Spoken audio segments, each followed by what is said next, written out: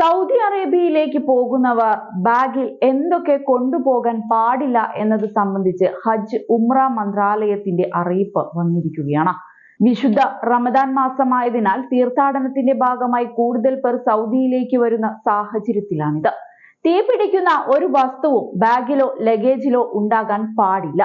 വ്യാജ നോട്ടുകൾ, കൃത്യമായ രേഖകളില്ലാത്ത മരുന്നുകൾ, നിരീക്ഷണ ഉപകരണങ്ങൾ, റഡാർ ഡിറ്റക്ടർ, തോക്ക്, ലേസർ പേന, ഒളി ക്യാമറകൾ എന്നിവയും ബാഗിൽ ഉണ്ടാകരുത്.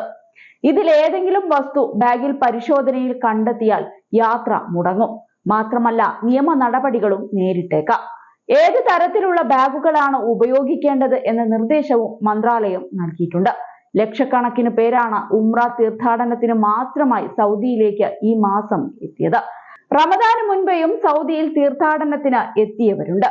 കൂടാതെ റമദാൻ തുടങ്ങിയ ശേഷവും ഓരോ ദിവസവും ആയിരക്കണക്കിന് ആളുകളാണ് വന്നുകൊണ്ടിരിക്കുന്നത്. റമദാനിലെ പുണ്യം കരസ്ഥമാക്കുക എന്ന നിലയ്ക്കാണ് കൂടുതൽ പേർ എത്തുന്നത്. കേരളത്തിൽ നിന്നടക്കം ട്രാവൽ ഏജൻസികൾക്ക് കീഴിലാണ് ഉംറ തീർത്ഥാടനത്തിന് വേണ്ടി ആളുകൾ മക്കയിലേക്കും മദീനയിലേക്കും പോകാറ്. ഏതെങ്കിലും ഒരാളുടെ അശ്രദ്ധ കാരണം എല്ലാവരുടെയും യാത്ര അവതാളത്തിലാകും. അതുകൊണ്ട് തന്നെ സൗദി ഹജ്ജ് ഉംറ മന്ത്രാലയം നൽകുന്ന നിർദ്ദേശങ്ങൾ തീർത്ഥാടകർ പാലിക്കേണ്ടത് നിർബന്ധവുമാണ്. മരുന്നുകൾ കഴിക്കുന്നവർ അംഗീകൃത ഡോക്ടർമാരുടെ കുറിപ്പടിയില്ലാതെ മരുന്ന് മാത്രം കൊണ്ടുപോകാൻ പാടില്ല.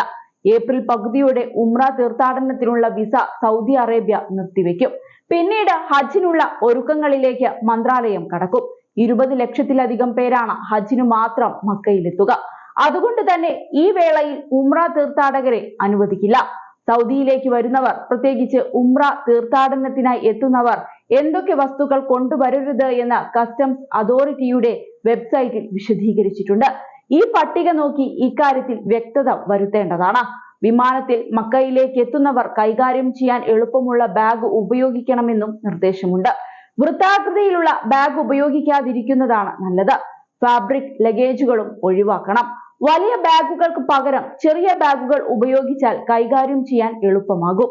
യാത്രാവേളയിൽ പ്രയാസം സൃഷ്ടിക്കുന്ന ബാഗുകളും ഒഴിവാക്കുന്നതാണ് നല്ലത്. യാത്ര പുറപ്പെടുന്നതിന് മുൻപ് വിമാന കമ്പനികളുടെ ജീവനക്കാരിൽ നിന്ന് ഇത് സംബന്ധിച്ച് വ്യക്തത വരുത്തുന്നതും നല്ലതാണ്.